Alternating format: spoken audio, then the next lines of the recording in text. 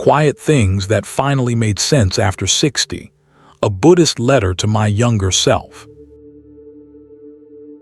There comes a moment in life, quiet, unannounced, when something inside you softens, not because the world has become easier, but because you have grown tired of carrying everything alone. I remember mine clearly. It wasn't a special day. There were no candles, no celebration. I was folding laundry in the late afternoon, the kettle humming in the kitchen, sunlight slipping through the curtains and lighting the dust in the air like drifting golden stars. And in that ordinary stillness, something within me paused, not my body, but a deeper part I hadn't listened to in years. A whisper rose, not in words but in feeling, and it said, "You don't have to carry all of it anymore." It wasn't a thought. It wasn't a voice. It was something quieter than both, a knowing that didn't come from success or knowledge, but from the long, weathered path of surviving things I never thought I could. That's when I began to understand. We spend our early years chasing answers, our middle years chasing meaning, and eventually we stop chasing altogether. Not because we've lost hope, but because we've started to remember who we were before we became so busy trying to prove we mattered. This video is not a list of advice or a guide to fix your life. It's a letter, written in time, not ink, from an older soul who's finally learned to sit with herself, to a younger heart that might still be running. And if you've landed here, perhaps something in your life is also softening. Perhaps you've begun to wonder whether peace might be something we return to, not something we achieve. What you'll hear in the next few minutes took decades to understand, not as concepts, but as truths that only made sense after being lived through. So I invite you to stay. Watch this video all the way through, not for me, but for you, because these reflections might just be what your heart has been quietly waiting for. And if they are, I hope you'll pause for a moment to like, to comment, or to subscribe, not as a transaction, but as a gesture that says, "This helped me remember something important." And if it does, perhaps it will help someone else too. So let us begin slowly, gently together. Chapter 1. Peace was never something to find, only to return to. I used to think peace was a destination, a finish line I could reach if I just worked hard enough, planned well enough, healed fast enough. I imagined it as a quiet cabin far from the noise of the world, or perhaps as that magical moment when all my emails were answered, my to-do list cleared, and my home finally in order. I thought peace would arrive like a letter in the mail, stamped, sealed, and unmistakably mine, once I had earned it. But peace, as it turns out, doesn't live at the end of a checklist. It's not something you build toward. It's something you remember. I realized this one early morning. I wasn't doing anything spiritual.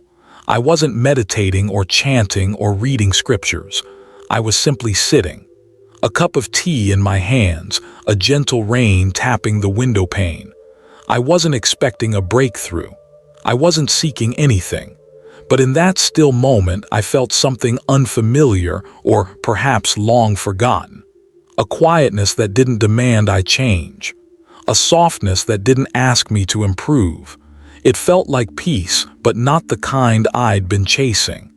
It was the kind that had been waiting patiently for me to come home. The Buddha said, "Peace comes from within. Do not seek it without." And yet most of us are taught the opposite. We are conditioned from childhood to look outside ourselves for safety, for stability, for the conditions to be just right. We're told peace is what happens after we earn the promotion, after we lose the weight, after the kids are grown, after the pain is gone. But each after only gives birth to another. The finish line keeps moving. And peace, like a shy deer in the woods, seems to retreat the closer we chase it. One woman I knew, a retired nurse named Lydia, once told me that she thought peace would come the day she finally stopped working. She had spent 4 decades on her feet, holding strangers' hands through surgeries, bad news, and last breaths. "I thought the moment I walked out of the hospital on my last day," she said, "I'd breathe a sigh of relief and everything inside me would settle." But it didn't.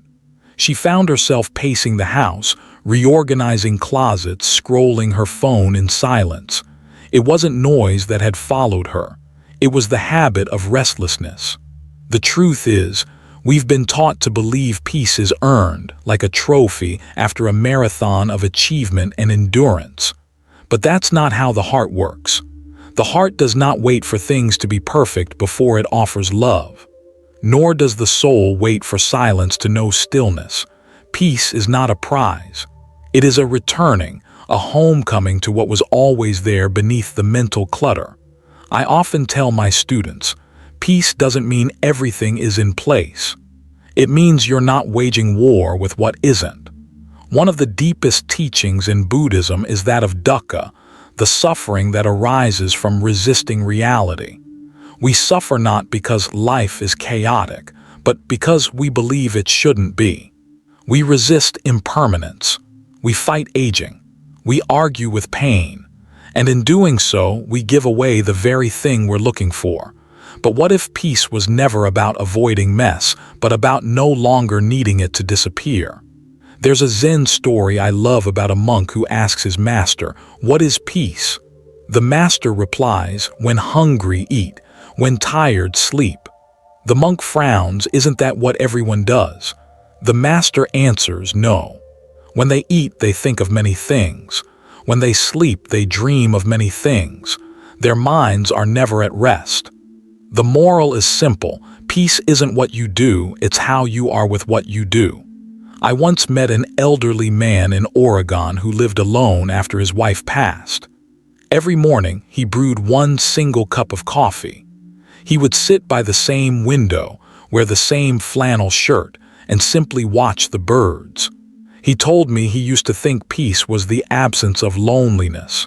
But now, he said with a smile, I think peace is learning to befriend it. That is what returning to peace feels like. It's not glamorous. It doesn't make headlines. It doesn't shout, but it transforms. When we stop waiting for life to be tidy, when we stop measuring the moment against our expectations, something miraculous happens. We begin to see beauty in the unfinished. We begin to breathe in the midst of uncertainty. We stop needing things to change in order to feel okay. And that is the heart of the lesson. Peace was never something to find. It was always something to feel, something to allow, something to return to the moment we stop demanding that life be anything other than what it already is. So what's the takeaway? You don't need to seek peace in the Himalayas, or wait for everyone around you to finally understand you, or buy another book promising to fix your life. The invitation is much simpler and far more radical. Let the moment you are in be enough. Let the mess on your kitchen table, the unanswered emails, the ache in your lower back, let all of it live alongside your breath. Let go of the chase. Sit down inside your own presence. Return to the place that has never once abandoned you. This very breath, this body, this now. Because peace doesn't live in the future. It lives in your willingness to be here. And you, dear one, have always had the key. Chapter 2. You don't have to be useful to be worthy. There comes a time, especially later in life, when the world stops needing you in the ways it once did. Your calendar empties. Your name fades from office doors. Children grow into adults who call less and need you differently. And without the steady noise of tasks and titles, there's a silence that creeps in, one that asks a cruel and subtle question. If I'm no longer needed, do I still matter? I remember this question intimately. In my early 60s, after retiring from a career that once defined me, I felt like I had disappeared without ceremony. There was no grand exit, just a quiet shift, a gradual fading into the background of a life I had once been at the center of. No one needed me to show up for meetings. No one was asking for my advice. My usefulness, or so I thought, had expired. And with that loss of function came something deeper, the gnawing fear that without utility, I had lost my worth. This belief is baked into us early. From childhood, we're rewarded for performance. We're praised for good grades, for being helpful, for achieving. And as adults, the question becomes even sharper. What do you do? As if what you do is who you are. We internalize a kind of spiritual capitalism. The idea that our value lies in our output, that our worth is measured in how efficiently we serve others, how much we give, how much we do. But Buddhism tells a radically different story. In the Dhammapada, the Buddha reminds us, your work is to discover your work and then, with all your heart, to give yourself to it. But he never says your work must be measurable, profitable, or even visible. In fact, the Buddha often withdrew into solitude, into forests and mountains, not to be useful, but to be fully present with life. In that stillness, he discovered something that can never be earned and never be lost: intrinsic worth. We are worthy, not because we do. We are worthy because we are. There's a story I often tell, not from a scripture, but from a real moment. I once visited a small retirement community tucked away near the Blue Ridge Mountains. It was quiet, filled with women and men who had lived entire lifetimes in roles: teachers, nurses, engineers, mothers, soldiers. One afternoon, I met a woman named Jean. She was 89. She could no longer walk without assistance. She needed help dressing. She couldn't remember names like she used to, and yet there was something luminous about her. When she entered a room, the energy shifted. People softened. Conversation slowed. Even the anxious among us seemed to breathe more easily. I asked her once, "What do you think your role is these days?" She smiled and said, "I hold space. I sit in stillness long enough that others feel safe to stop pretending." That was it. She wasn't productive. She wasn't leading a program or solving a problem. But her presence, her simple, grounded being, was medicine. We often forget this. Presence is power. In the West, we associate power with doing. But in the Buddhist path, power often arises in stillness. In samatha, or calming the mind, we learn to become like a still pond, reflective, non-reactive, deeply alive. From that place, we no longer need to perform to prove anything. We become like the old trees, silent, steady, sheltering. There is a phrase in Zen: sitting quietly, doing nothing, spring comes and the grass grows by itself. It's a reminder that worth is not conditional, that life continues, beauty unfolds, and grace emerges, even when we do nothing at all. Think about nature. We don't ask the moon to be more productive. We don't demand the sunset make itself useful.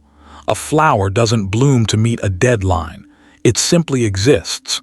And in its existing, it blesses the world. So why do we treat ourselves any differently? There's a young man I mentor in his 20s, full of drive. He once asked me, "How will I know I've made something of myself?" I paused, then said, "When you stop asking that question." Because the moment we stop tying our worth to metrics, to validation, to applause, we finally return to ourselves. The Buddha never asked his followers to be useful. He asked them to be awake. And to be awake means to see ourselves clearly, not as broken machines when we're no longer producing, but as whole, breathing beings with dignity that transcends function. So here's what I've come to understand, and perhaps it's what I most needed to hear years ago. You don't have to justify your existence. You don't have to earn your place at the table of life. You don't have to prove your value to be allowed to rest, to take up space, to be loved. There is value in the elder who watches the birds from the porch.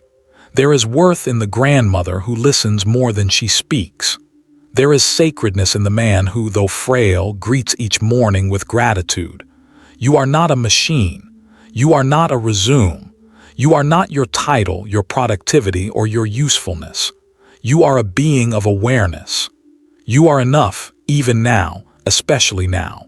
Not because of what you give the world, but because of what you carry inside. Your worth has never been tied to your usefulness. And the moment you believe that truly in your bones is the moment you begin to live in a different way. Softer, freer. Chapter 3. The heart never ages, only the armor does. There's a particular sorrow that creeps in quietly as we get older, not always sharp or dramatic, but steady, like the way dusk settles over a familiar field.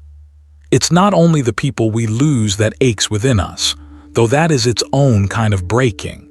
It's also the versions of ourselves we leave behind, the reckless dreamer, the fierce young parent, the one who used to dance without worrying who was watching. And yet, in that slow undoing, there is something that gently reveals itself, something we rarely expect. The heart doesn't age in the way the body does. While the knees may ache and the skin softens, the heart, if we let it, becomes more alive, more spacious, more awake. In fact, it's not age that dulls us. It's fear. Fear, I've found, is what builds the armor, not life itself. And the longer we live, the heavier that armor becomes if we never stop to set it down. I've watched this unfold many times in myself, in students, in strangers who became teachers. I once met a retired firefighter named Lewis who had spent his whole career being the strong one, charging into burning buildings, staying composed during chaos, shielding others from harm.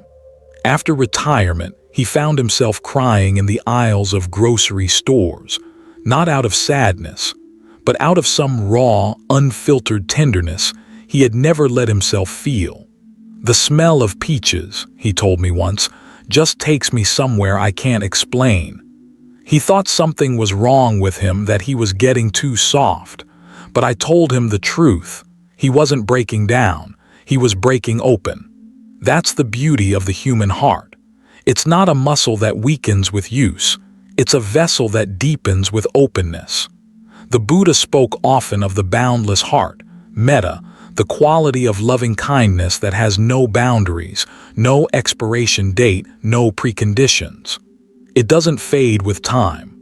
In fact, when we stop defending ourselves so fiercely, when we stop pretending we have to be invulnerable to be respected, that's when the heart finally breathes.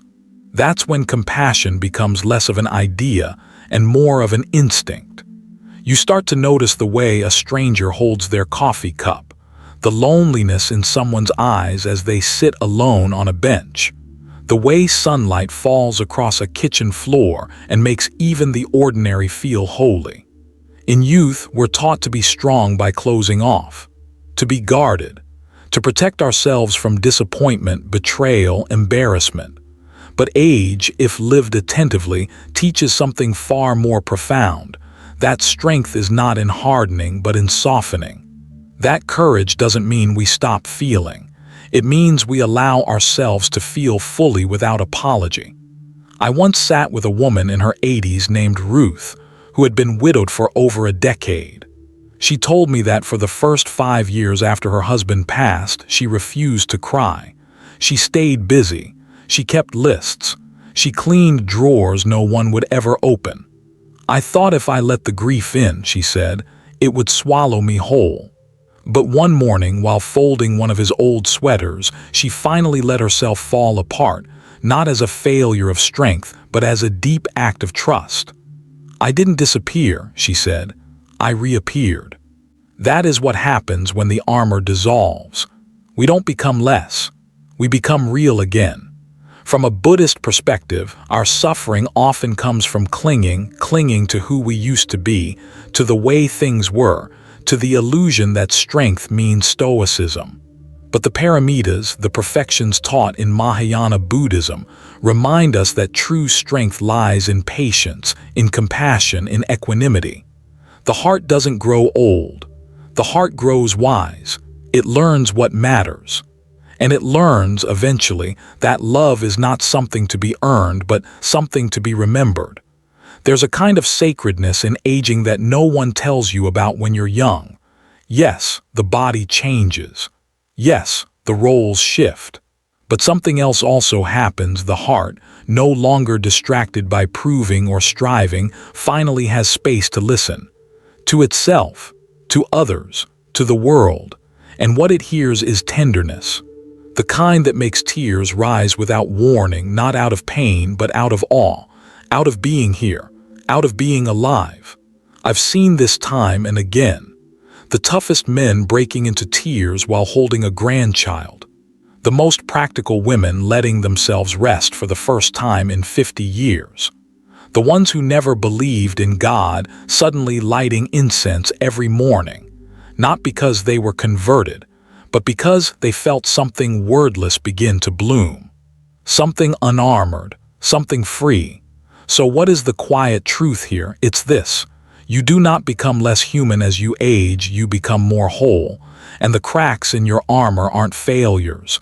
They're invitations to let in beauty, to let in connection, to let in the breath you've been holding for years. Your heart has not grown old. Your heart has simply been waiting for the permission to love without fear, to soften without shame, to weep not because you are weak, but because something sacred has finally touched you deeply enough to overflow. And when that moment comes, let it. Don't apologize, don't explain it away. Let it rise, let it move through you, let it become part of you, because this too is your awakening. Chapter 4. Regret is just grief without a witness. Regret is a quiet companion. It doesn't shout. It rarely announces its arrival. It simply lingers like a shadow following you through every chapter, especially the ones you thought were closed. I've carried many regrets over the years, some small, like forgotten birthdays or missed calls, and others so deep they echoed across decades. I've regretted words I withheld when someone needed love, and words I spoke too sharply when silence would have been kinder. I've regretted walking away when I should have stayed, and staying long after I knew I should have let go. But more than anything, I've regretted the way I abandoned myself. The times I betrayed my own intuition because I was afraid of being too much or not enough. For a long time, I thought regret was a sign I had failed to choose better, love better, live better. But Buddhism teaches us something more nuanced. Regret is not failure. It is unprocessed grief. It is love with nowhere to go. The Buddha spoke often about suffering not to dwell in it, but to illuminate it with the light of awareness. In the Satipatthana Sutta, he invited us to turn toward our feelings, not to fix them, but to know them, to witness them. Because when something is seen clearly and compassionately, it begins to transform. Grief, too, needs this witnessing. Without it, grief hardens into regret. It calcifies into self-blame. But when held gently, it reveals its true shape, love. Unspoken, unresolved, but never unworthy. I remember one spring afternoon sitting on a bench at the edge of a park. The air smelled like cut grass and coming rain. Children were chasing each other, their laughter filling the space like wind chimes. And there I was, in my 60s, staring at the ghost of a conversation I never had with my father. He had passed years earlier, and there were words I had swallowed, words of anger, yes, but also words of longing, apology, and tenderness. For so long, I'd told myself it was too late. But as I watched a little boy run into the arms of his waiting dad, I felt the ache rise. Not as a storm, but as a soft tide. It was then I understood. My regret wasn't punishment. It was a wound asking to be witnessed. So I sat with it, not to rewrite the past, but to give it a place to breathe. I imagined myself at 25, voiceless, scared, still hoping for approval. And I whispered, "I see you, I hear you, you mattered." That moment didn't fix anything, but it unfroze something in me. And that was enough. Healing doesn't rewrite history, it simply helps you stop living there. This is the compassionate path Buddhism offers, not denial of regret, not numbing it, but embracing it with wise and loving awareness. In metta practice, we learn to send kindness not just to those we love, but to ourselves, especially the parts we've judged, ignored, or tried to forget. The part of you that carries regret is not broken.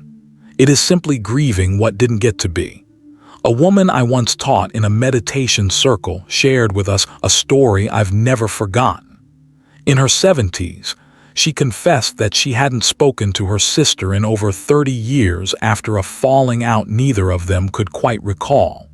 Her sister had recently passed. The grief hit her hard, but what hurt more was the silence between them that never found its bridge.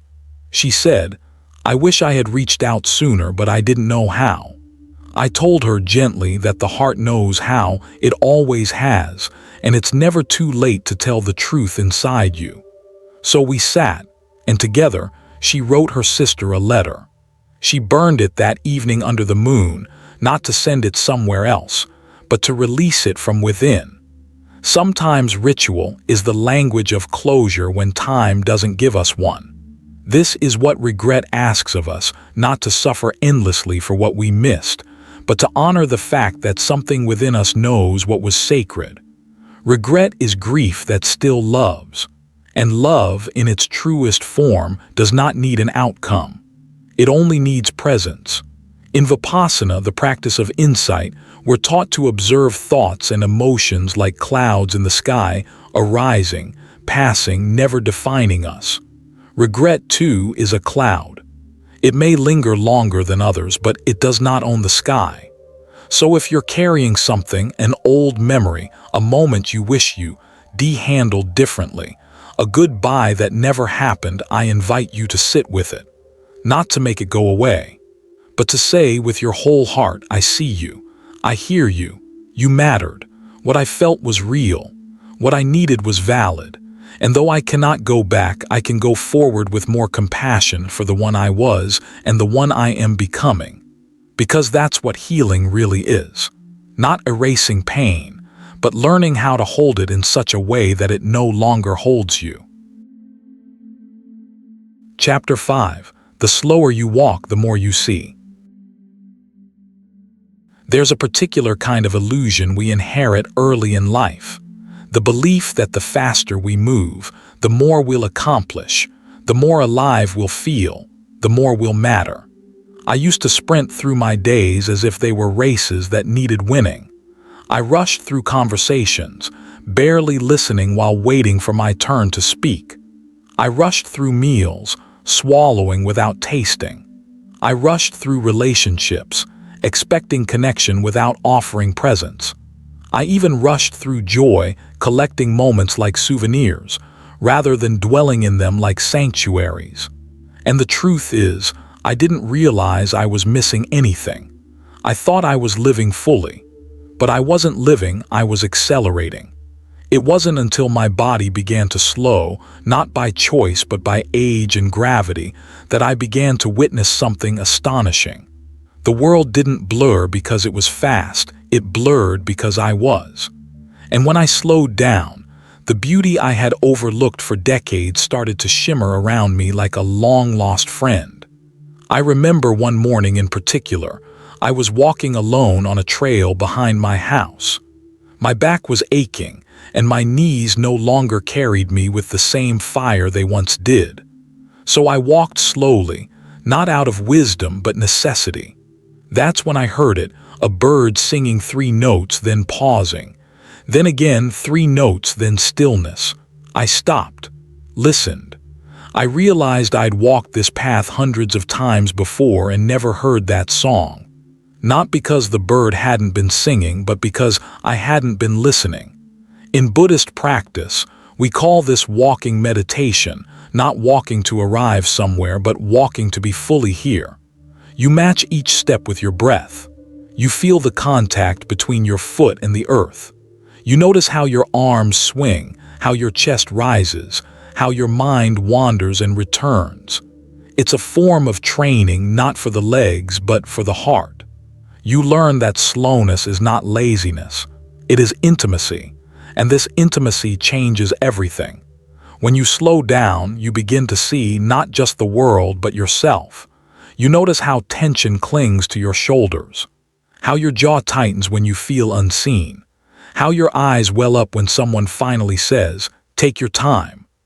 When you walk slower, you start to feel time not as something slipping through your fingers, but as something sacred, soft, warm, waiting to be held. A man I once knew, a former CEO in New York, told me that retirement nearly broke him. "I went from 300 emails a day to none," he said. "No one needed anything from me. I didn't know who I was without the pace." He started taking long walks just to pass the time, but something shifted. He began walking without his phone, then without a destination. Eventually, he told me, I stopped walking to escape boredom. I started walking to meet myself. And in that slowness, his eyes began to open. He noticed street musicians he used to rush past. He struck up conversations with strangers. "I didn't become less alive after I slowed down," he said. "I finally started living." Buddhism doesn't glorify slowness for its own sake. It honors slowness when it brings us back into relationship with the moment. Mindfulness, or sati, isn't about doing everything slowly. It's about doing everything deliberately, with care, with clarity, with the fullness of your being.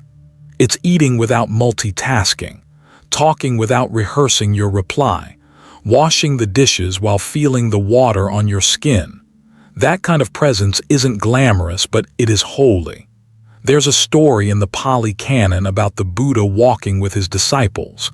They ask him why he walks so deliberately, so attentively. He replies, "Because every step is the ground of awakening." That line changed me. Every step is the ground of awakening, not someday, not when everything is figured out, right now, under your feet, inside your breath. And here's the paradox: when you slow down, you don't fall behind. You catch up not with the world, but with your soul. There's a woman I admire, a hospice nurse named Lillian. She once told me the dying don't regret walking too slowly. They regret the moments they sped through, the words they didn't hear, the time they didn't take. People always wish for more time, she said, but what they're really wishing for is more presence. So what is the quiet lesson here? It's this: you are not behind, you are not late. You are not missing anything that slowness cannot help you recover. And sometimes the most courageous thing you can do in this frantic, achievement-obsessed world is to pause, to look up, and to see. See the color of the sky, the lines on your own hand, the weariness in your friend's eyes, the softness in your own breath. When you walk slower, you don't fall out of life, you fall into it. And maybe, just maybe, that's where you were always meant to be. Chapter 6. Letting go isn't losing, it's returning.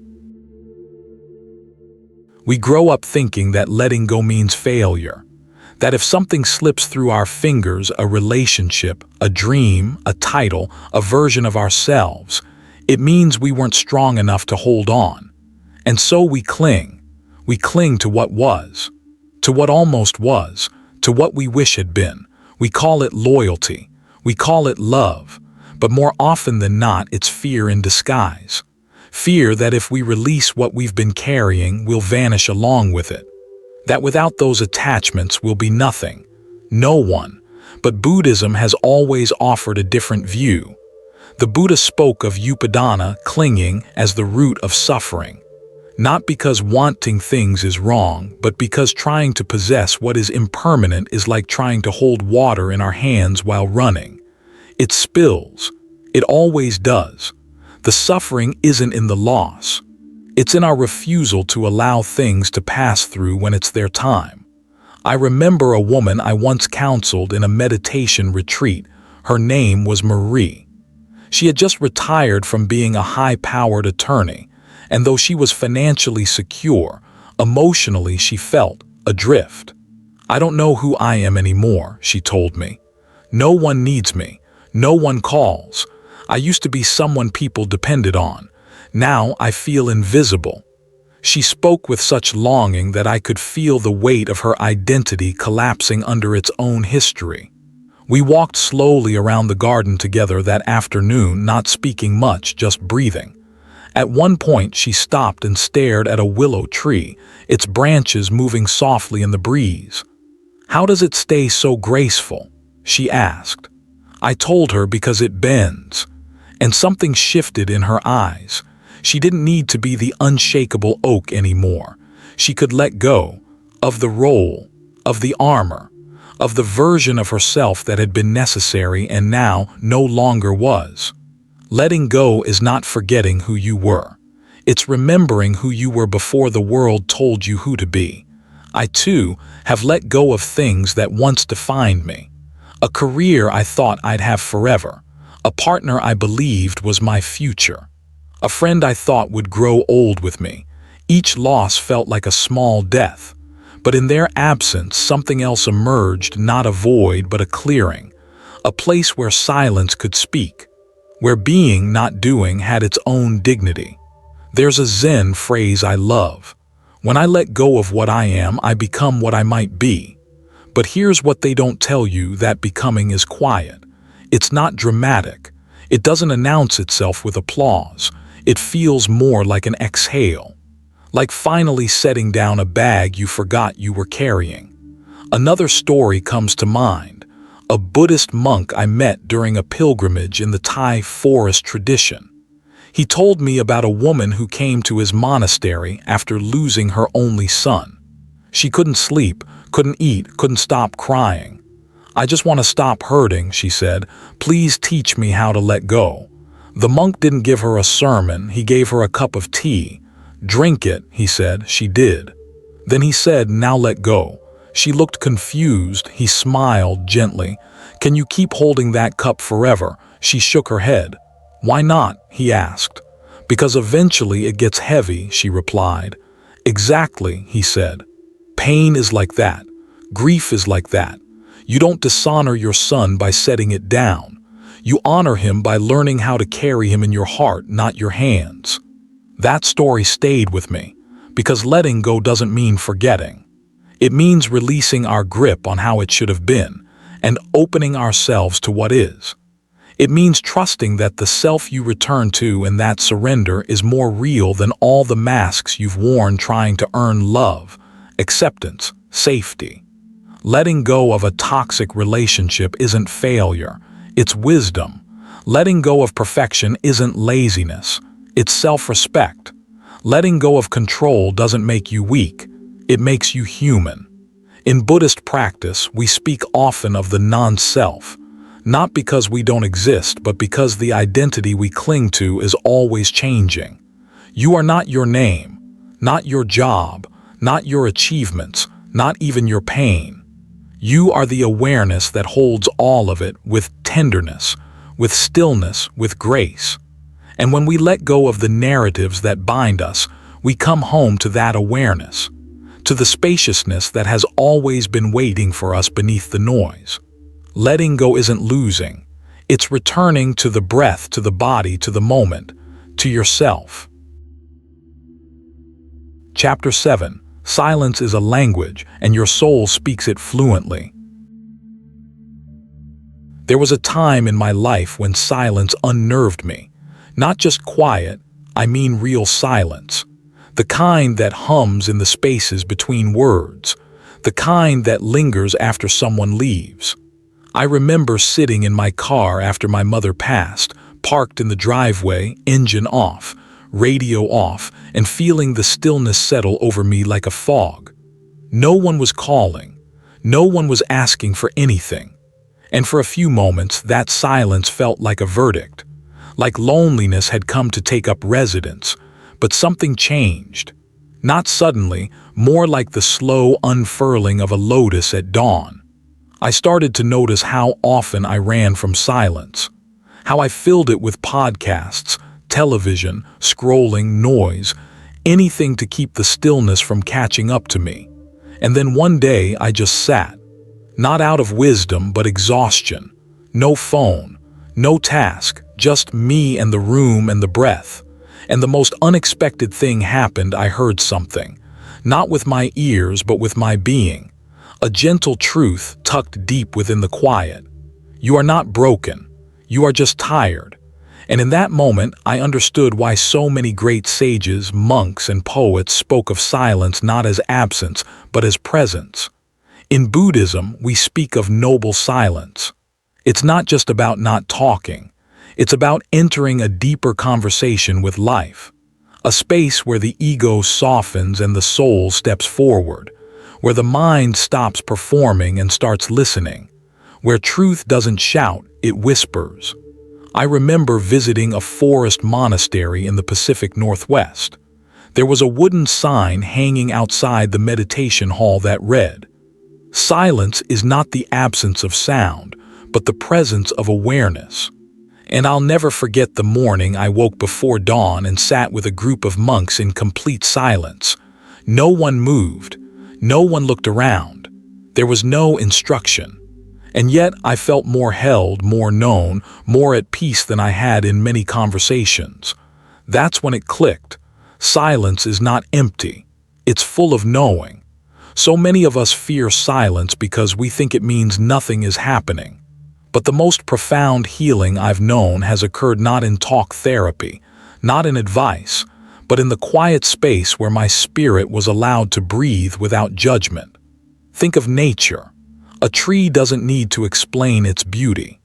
A mountain doesn't narrate its presence. The sky doesn't announce its depth.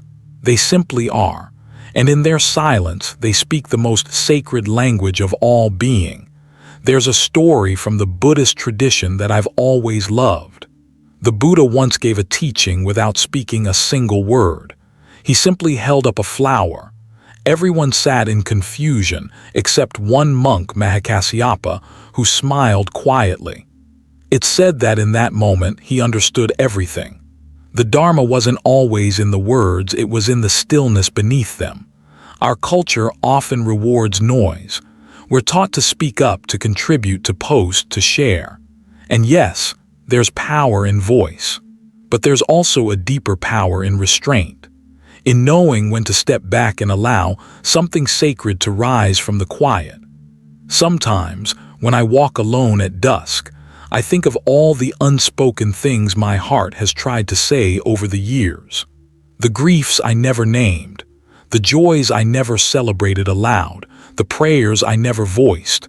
And I've realized they were all heard, not by an audience, but by something deeper, the inner witness. The part of us that is always listening, even when we're not speaking. The modern world is loud, constant, demanding, but your soul, it doesn't shout, it waits. It waits in the stillness, in the gentle rhythm of your breath, in the quiet of early morning before anyone else is awake. It waits for you to return, not with answers, just with presence. So now I no longer fear the quiet. I welcome it like an old friend. I light a candle, I sit near a window, I close my eyes, and I listen, not for instructions, but for remembrance. Because silence, I've learned, is not the absence of life. It's where life returns to its source. The next time you feel overwhelmed, not by tragedy but by too much input, too many voices, too many choices, try this. Turn it all off, just for a few minutes. No music, no media, just you and the breath. Let the silence gather around you like a warm shawl, and don't ask it for anything, just be with it. You may be surprised at what you hear. A soft forgiveness, a forgotten dream, a reminder that you are already whole, because silence is not a void. It is the language of the soul, and the soul, your soul, speaks it fluently. Chapter 8. It's not about who stays, it's about who sees you. There comes a time in life when the rooms grow quieter and the calls come less often. People you once shared decades with begin to drift, not always out of anger or conflict, but simply because life carries them in different directions. Some leave by choice, Some leave by circumstance, and some leave without even realizing they've gone. I used to take those absences personally, as if I had failed to be someone worth staying for. I'd revisit conversations, try to find the sentence where they turned away. I'd shrink myself, hoping to become easier to keep. But age has a way of softening that kind of self-blame. The more I've sat with the silence, the more I've come to understand that it's not about how many people remain in your life. It's about who truly sees you while they're there. Not sees your usefulness or your performance or your achievements, but sees you, the soul beneath the roles, the breath beneath the voice, the presence beneath the persona. I remember once spending an evening with an old friend. We were both going through something difficult. There wasn't much to say, so we didn't say much. We just sat on the porch and listened to the rain tap gently on the leaves. And when she got up to leave, she touched my shoulder and said, "You don't have to say anything, I see you." I don't remember the details of that evening, but I remember how I felt held, not for what I offered, just for who I was. In Buddhism, there is a word, sati, often translated as mindfulness, but its deeper root carries the meaning of remembering, not just remembering thoughts, but remembering who we are beneath the layers. Compassionate awareness is not about fixing someone. It's not about analyzing their story or offering advice. It's about simply being with them, fully present, without the need to alter or label their experience. It's the kind of attention that says, "You don't have to prove anything, I see you. You are enough." We live in a world that trains us to be impressive, to stay relevant, to constantly post, explain, perform. But the truth is, most of us are quietly starving for something much simpler: to be seen without being useful, to be welcomed without needing to entertain, to be loved in the stillness, not just the sparkle. I once met a man in a meditation retreat who said his wife of 40 years had never really asked him how he felt inside. They had raised children, bought a house, built a life, and yet he felt invisible. Not because she didn't love him, but because their lives had become about function, not depth, not presence. That story stayed with me, because I realized how easy it is to live side by side, yet miss each other completely. In Zen practice, the simple act of bowing to another person is not about subservience. It's a gesture of recognition, a way of saying, "I see the Buddha nature in you. I honor your being." When was the last time you were looked at like that? Not as a category, mother, worker, spouse, but as a soul crossing this brief human life. When someone truly sees us, we begin to see ourselves more clearly. We soften, we return.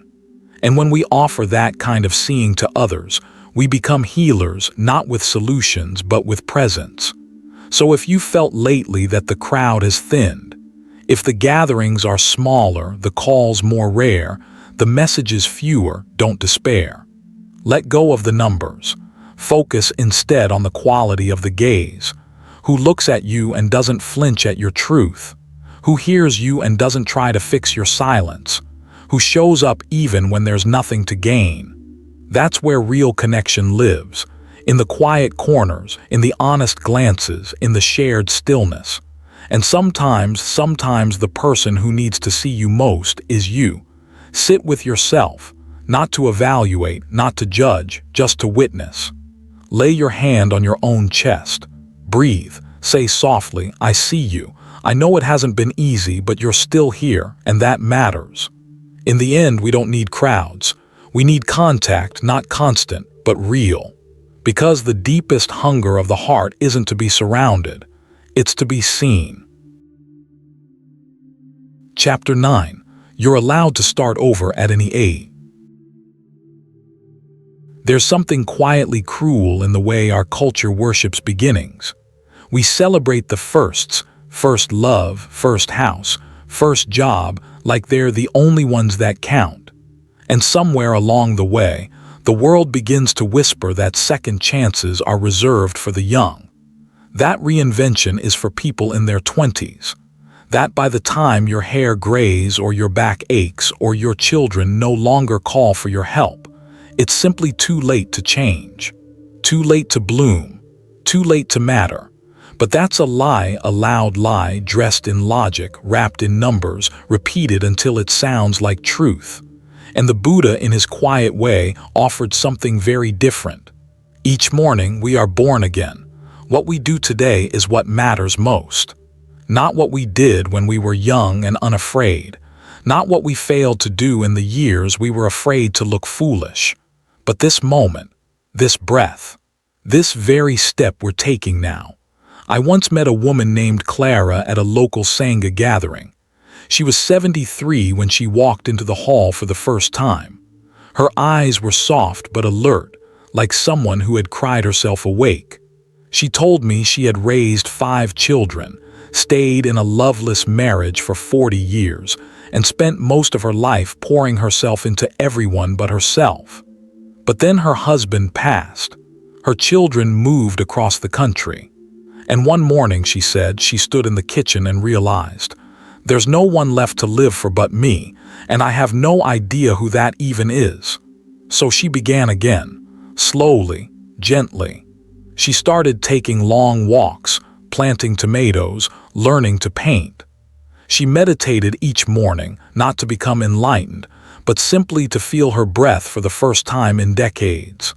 I thought I was too old to begin, she said once, while placing a watercolor painting on the windowsill. But it turns out, I was just too tired to pretend anymore. In Buddhism, the notion of impermanence isn't just about accepting death, it's about accepting life. That things fall away, that roles change, that identities unravel, and in that falling away, we are returned to something original, essential. Something beyond age or failure or titles. You see, the self you think is too late, that's just the self others told you to be.